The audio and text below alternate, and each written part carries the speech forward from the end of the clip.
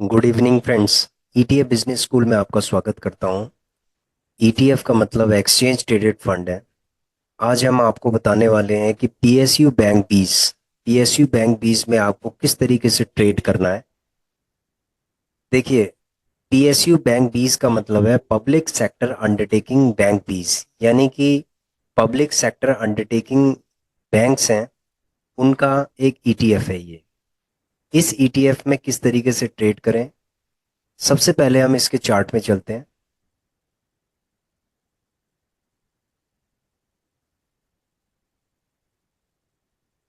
देखिए friends, PSU bank 20 के chart को जब देखेंगे आप, तो आप थोड़ा सा पीछे जाएंगे। वन डे का चार्ट लगा हुआ है, और आप जब पीछे जाएंगे, थोड़ा सा पीछे और जाइए।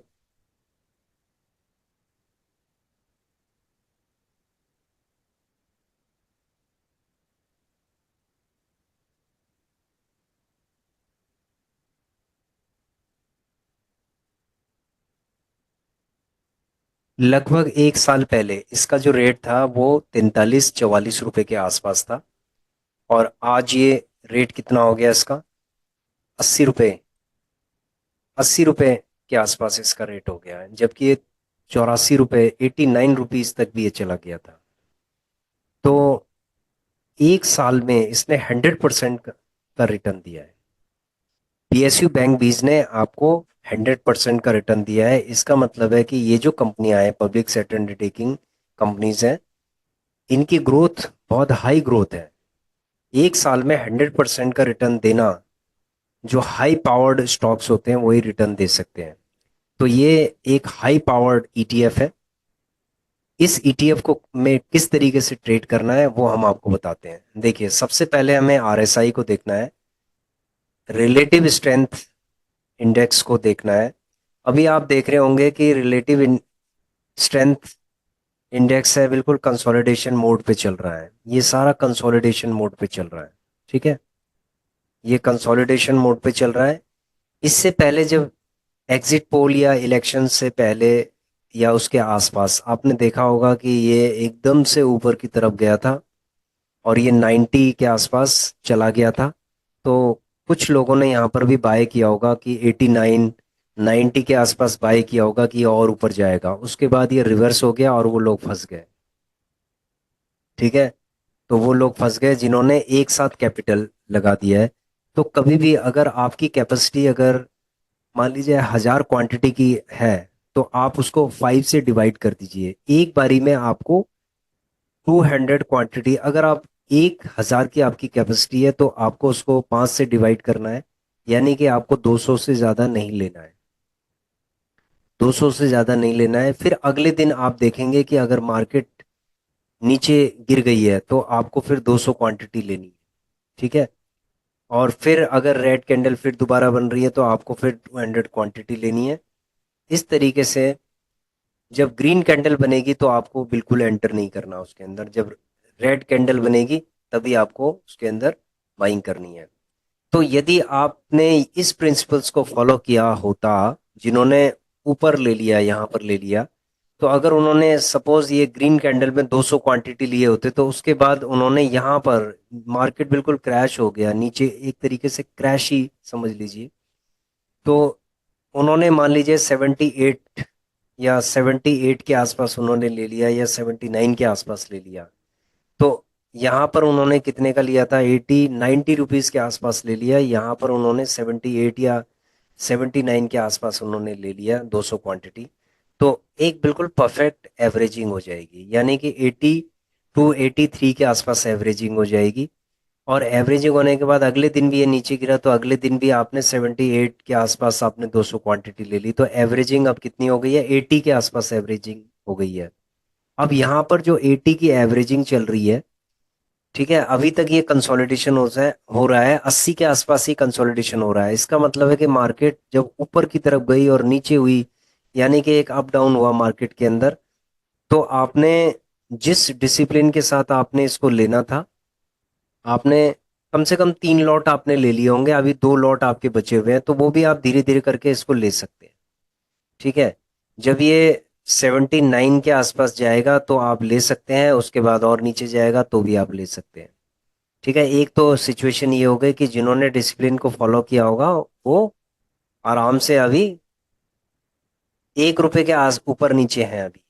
ठीक है, 1 रुपए के आसपास ये वो चल रहे हैं, उनको कोई ज़्यादा दिक्कत नहीं है। अगर मान लीजिए कि नीचे 77 या 75 पे भी अगर ये चला जाता है, क्योंकि इसका सपोर्ट है 75 का, ये मैक्सिमम 75 तक जा सकता है। ठीक है, अगर ये 75 तक चला गया तो इसका मतलब है कि इन्वेस्टर्स, एज ए इन्वेस्टर हमारी बल्ले बल्ले हो गई है। ठीक है, क्योंकि इसने जो हाई लगाया है 90, ये कुछ टाइम बाद ये 90 को क्रॉस करेगा।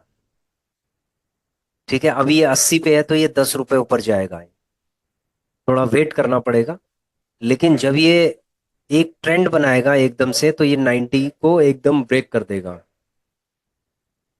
ठीक है फ्रेंड्स, तो अभी कुछ लोग ये सोच रहे होंगे कि उनका जो कैपिटल है बिल्कुल एक तरीके से ब्लॉक हो गया है। देखिए, दो चीजें हैं, दो माइंडसेट है इसके अंदर। एक तो एज ए इन्वेस्टर माइंडसेट आपको रखना है, दूसरा माइंडसेट आपको रखना है एज ए ट्रेडर।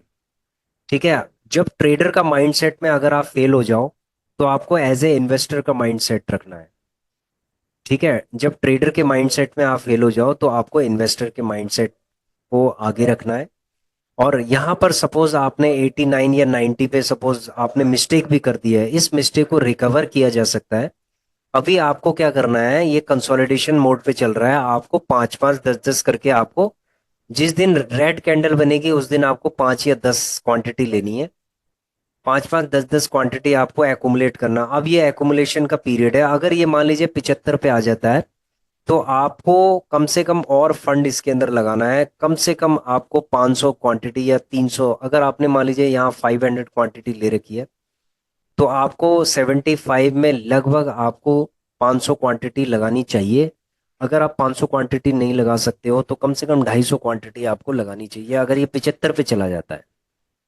ठीक है, तो पब्लिक सेक्टर अंडरटेकिंग, ये जो बीज है, पीएसयू बैंक बीज है, इसमें कोई भी घबराने वाली बात नहीं है कि हमारा फंड ब्लॉक हो गया। देखो, आप जो भी ईटीएफ के अंदर लगा रहे हो ये आपका एडिशनल फंड है।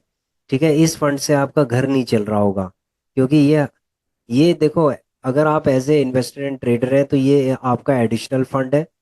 जिस फंड को आप यहाँ पर लगा रहे हो, स्टॉक मार्केट के अंदर ईटीएफ के अंदर लगा रहे हो, इस फंड को आप आराम से ईटीएफ में रहने दो और इसको आप ग्रो होने। ठीक है, आप ये मत समझिए कि ब्लॉक हो गया है, ये समझ लीजिए कि ये आपने इन्वेस्टमेंट की है और आप धीरे धीरे करके इसमें आप इन्वेस्टमेंट करते जाइए, इसके अंदर इसको एक्युमुलेट करते जाइए। आपने सपोज यहाँ पर 500 या 1000 क्वांटिटी भी अगर आपने ले लिया यहाँ पर, और उसके बाद 90 पे सपोज आपने 1000 क्वांटिटी ले लिया और उसके बाद ये अभी 80 के आसपास चल रहा है, तो इसका मतलब है कि 10,000 आपका माइनस हो गया होगा। ठीक है, 10,000 के आसपास माइनस हो गया होगा।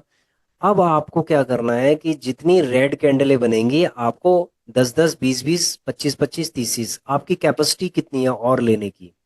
अगर आपकी और लेने की कैपेसिटी है तो आप 100 100 करके ले सकते हैं। सपोज मेरी कैपेसिटी है 1000 लेने की, तो मैं क्या करूंगा, 100 करके लूंगा, हर रेड कैंडल पे मैं 100 लूंगा।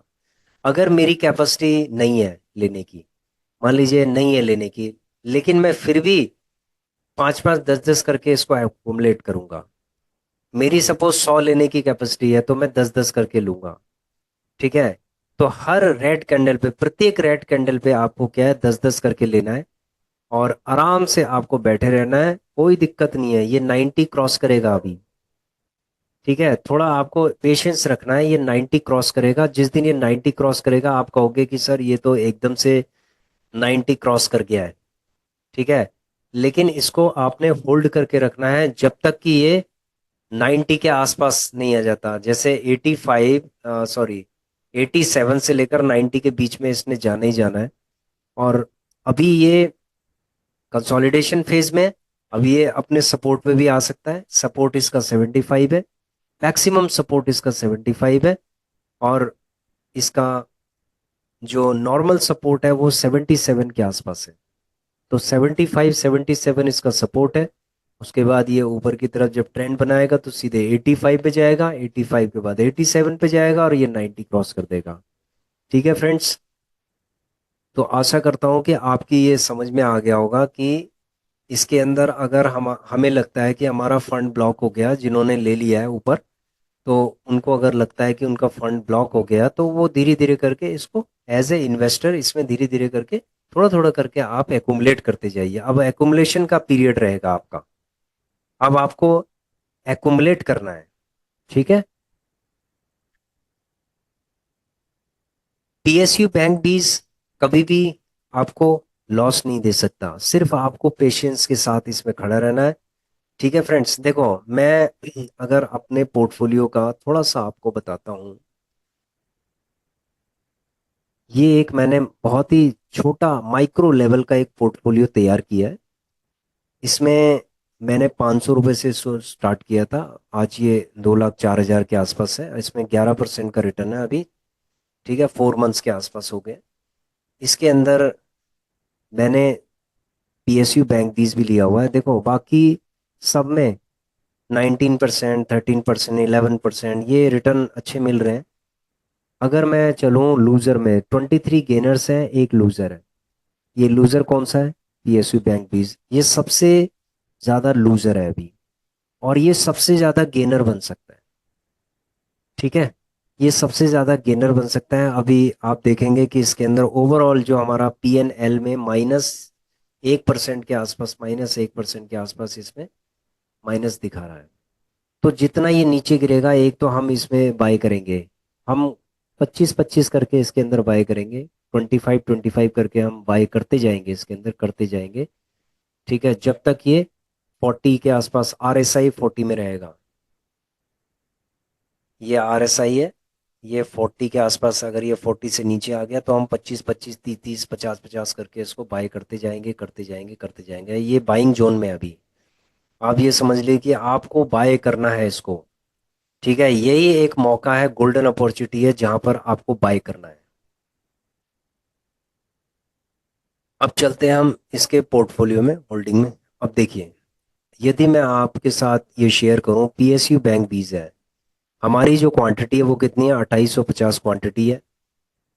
एवरेज जो प्राइस है वो 81 रुपए के आसपास है। ठीक है, 80.54 के आसपास चल रहा है, ये माइनस चल रहा है। अब हमने जीटीटी ऑर्डर लगा रखे हैं, 250 के जीटीटी ऑर्डर, एक एक रुपए नीचे जीटीटी ऑर्डर लगाए हैं। 79 पे लगा हुआ है, 78 पे लगा हुआ है, 77 पे लगा हुआ है, 76 पे लगा हुआ है। यानी कि चार, एक एक रुपए नीचे, चार लेवल पे हमने 250 की क्वांटिटी हमने वहां पर जीटीटी ऑर्डर लगा रखा है, और उसके बाद हमने इसको बंद कर दिया है।